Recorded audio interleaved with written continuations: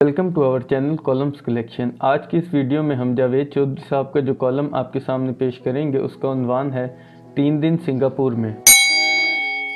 मेरे हाथ में सेब का टुकड़ा था। मैंने वो फेंकने के लिए दाएं बाएं देखा। मुझे दूर दूर तक कोई डस्टबिन नज़र ना आई। मैं टुकड़ा उठाकर आगे चल पड़ा। मैं 2 किलोमीटर तक चलता रहा, लेकिन रास्ते में किसी जगह कोई डस्टबिन या कचरा सेंटर नहीं था। मैंने 2-3 मरतबा सोचा मैं इसे झाड़ियों में फेंक देता हूँ, मगर दाएं बाएं आगे पीछे सारा माहौल इस कदर खूबसूरत और साफ था कि मुझे हिम्मत नहीं हुई। लिहाजा मैं सेब का टुकड़ा उठाकर चलता गया। खुदा खुदा करके एक जगह डस्टबिन नज़र आई।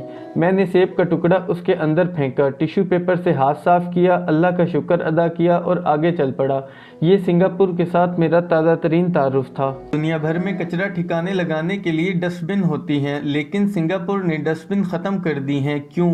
क्योंकि ये सफाई के इस लेवल पर चले गए हैं जहां कोई शख्स किसी जगह कोई चीज़ फेंकता ही नहीं, और अगर कोई शख्स ये गलती कर बैठे तो पुलिस इसे फ़ौरन गिरफ्तार कर लेती है और इसके बाद इसे $300 जुर्माना भी अदा करना पड़ता है, और सड़कों और पार्कों की सफाई भी। पुलिस सब्ज़ रंग की चमकदार जैकेट पहनाकर इसे एक इलाका दे देती है और ये अपने जुर्म की नोयत के मुताबिक वो इलाका चमकाकर साफ करता रहता है और इसे ये खिदमत सज़ा पूरी होने तक सर अंजाम देना पड़ती है। यूँ सिंगापुर दुनिया का साफ़ सुथरा मुल्क बन गया। चिंगम आज भी इस मुल्क में बैन है, लेकिन इसका हरगिज़ ये मतलब नहीं मुल्क में चिंगम मिलती नहीं हैं। ये मिलती हैं, मगर ये आम रिवायती चिंगम नहीं होती। इनकी डबियाँ, ब्रांड, कलर और गोली का साइज़ सेम होता है, मगर सिंगापुरी चिंगम टॉफ़ी की तरह मुंह में घुल जाती है। ये रबड़ नहीं बनती, चुनाचे आपको पूरे मुल्क में किसी जगह चिंगम चिपकी हुई नहीं मिलती। सफाई हम मुसलमानों के लिए आधा ईमान है, लेकिन इस पर अमल सिर्फ सिंगापुर के गैर मुस्लिम करते हैं, मगर ये लोग इसके बावजूद दोज़ख में जाएंगे और हम अल्हम्दुलिल्लाह मस्जिदों में गन डालकर भी जन्नती हैं। मैं 5 दिसंबर 2022 को तीसरी मरतबा ली कुआन यू के मुल्क सिंगापुर आया और अगले 3 दिन शशदर होकर इस मुल्क को देखता रहा। ये मुल्क बुनियादी तौर पर मुल्क नहीं है, ये एक सिटी स्टेट है, 23 किलोमीटर चौड़ी और 42 किलोमीटर लंबी, और मुल्क ख़त्म। ये मोनाको और वेटिकन सिटी के बाद दुनिया की तीसरी बड़ी सिटी स्टेट है, लेकिन गुजर खान जितना ये छोटा सा मुल्क न्यूजीलैंड के बाद दुनिया का दूसरा बड़ा बिजनेस फ्रेंडली मुल्क है। ये दुनिया का सबसे तरीन और इंडोर आबशारों का दुनिया का सबसे बड़ा मुल्क भी है। मुल्क का कुल रकबा 683 मुरबा किलोमीटर है, लेकिन इसमें 700 किलोमीटर तवील जंगल, बाग और पार्क हैं। अब सवाल ये है कि कम तरीन रकबे में तवील तरीन जंगल कैसे हो सकते हैं? ये लोग हर इमारत और हर छत पर जंगल उगाते हैं। 70 मंजिला इमारत की छत पर भी पार्क होगा और इसमें ऊंचे ऊंचे दरख्त और 10-10 मीटर चौड़ी झाड़ियां भी होंगी। इनका बोटनिक गार्डन 150 साल कदीम है और ये आलमी सकाफती विरसा भी है। इन लोगों ने समंदर के अंदर मिट्टी डालकर भी गार्डन बना दिए हैं। आपको हर इमारत में दरख्त और पौधे मिलते हैं। सिगरेट नोशी पर पाबंदी है। आपको पूरे मुल्क में सिगरेट पीते लोग नज़र नहीं आते। आप सिर्फ मखसूस एरियाज़ में सिगरेट पी सकते हैं और वहाँ भी दरख्त और पौधे ज़रूर होंगे। इन एरियाज़ के अलावा अगर आपके हाथ में सिगरेट की डब्बी नज़र भी आ गई तो आपको पुलिस पकड़ लेगी और आपके लिए जान छुड़ानी मुश्किल हो जाएगी। सिंगापुर क्वालिटी ऑफ लाइफ में स्विट्ज़रलैंड के बाद दुनिया में दूसरे नंबर पर आता है। ये ग्लोबल फाइनेंशियल सेंटर भी है। दुनिया की तमाम बड़ी मल्टीनेशनल कंपनियों के हेडक्वार्टर्स या सेकंड हेडक्वार्टर सिंगापुर में हैं। मुझे गूगल के ऑफिस में जाने का इत्तफाक हुआ। मैं ये ऑफिस देखकर सकते में चला गया। पूरे मुल्क में सैकड़ों की तादाद में होटल्स हैं और हर होटल के साथ सेंटोरस से बड़ा मॉल है। चुनाचे सयाहों को होटल और अपने मॉल से बाहर नहीं जाना पड़ता। ये सारा दिन इसमें गुजार फितरत से इस कदर मोहब्बत करते हैं कि ये दरख्तों को गोद लेते हैं, अपनी सारी दौलत इनके लिए वक्फ कर देते हैं। सिंगापुर में रोज़ाना 2 नए रेस्तोरां और 2-2.5 दर्जन कंपनियां खुलती हैं। रोज़ाना कोई न कोई आलमी फंक्शन होता है। किसी जगह आर्ट मेला लगा है, किसी जगह स्पोर्ट्स, कल्चर, लाइफस्टाइल और फूड की नुमाइश चल रही है, और किसी जगह कोई त्यौहार हो रहा है। लोग एशिया के ईमानदार तरीन लोग हैं। 10 पैसे भी वापस करेंगे और 5 पैसे वसूल करके रहेंगे। सिंगापुरियन धीमे मिजाज और हमदर्द लोग हैं। आप किसी से एड्रेस पूछें, वो आपको आपकी मंजिल पर पहुंचाने चला जाएगा। शोर नहीं करते, ऊंची आवाज़ में बात नहीं करते। रिट का ये आलम है। हुकूमत ने 2020 में मास्क लगाने का हुक्म दिया और लोग अब तक चेहरे पर मास्क चढ़ाकर फिर रहे हैं, और हुकूमत जब तक मास्क उतारने का ऑर्डर नहीं देगी ये लोग उस वक्त तक मास्क इस्तेमाल करते रहेंगे। पब्लिक ट्रांसपोर्ट साफ़ सुथरी, रवां और आसान है। पूरा शहर मेट्रो ट्रेन से मुंसलिक है, लेकिन आपको ट्रेन की पटड़ी नज़र नहीं आती।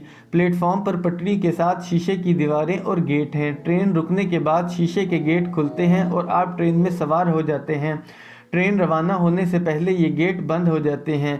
ये बंदोबस्त मुसाफिरों की सेफ्टी के लिए किया गया, चुनाचे यहाँ ट्रैक पर गिरने के वाक़यात नहीं होते। ये दुनिया की वाहिद ट्रेन है जिसके लिए आप गेट या बूथ पर अपना क्रेडिट कार्ड टच करें और सिस्टम सेकंड्स में आपके क्रेडिट कार्ड से रकम निकालकर आपके लिए गेट खोल देगा। ट्रेनें भी इंतहाई साफ़ और मुनज़्ज़म हैं। ये दुनिया का वाहिद मुल्क है जिसकी 92% आबादी अपने घरों की मालिक है और ये घर हुकूमत ने इन्हें बनाकर दिए हैं। तमाम शहरियों के लिए मिलिट्री सर्विसेज लाजमी हैं। चुनाचे अगर आबादी 59 लाख है तो फ़ौज भी इतनी ही है। मर्दों को लंबे बाल रखने की इजाज़त नहीं, लिहाजा आपको पूरे मुल्क में लंबे बालों वाले मर्द दिखाई नहीं देते, और अगर हों तो ये गैर मुल्की निकलेंगे। ये दुनिया का पहला मुल्क है जिसने टॉयलेट डे मनाना शुरू किया था। शायद इनकी वजह इनकी टॉयलेट से खसूसी दिलचस्पी है।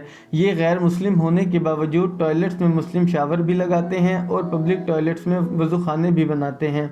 तमाम सरकारी और गैर सरकारी इमारतों में इबादत की जगह हैं और आप इनमें अपने अपने मज़हब के मुताबिक इबादत कर सकते हैं।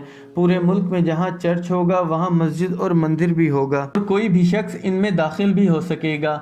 मुख्तलिफ़ कौमियतों के लिए मुख्तलिफ़ इलाके मुख्तस हैं। लिटिल इंडिया में भारतीय, बांग्लादेशी और पाकिस्तानी रहते हैं। मैं एक शाम वहाँ गया तो मुझे महसूस हुआ मैं पाकिस्तान या इंडिया के किसी मोहल्ले में घूम रहा हूँ।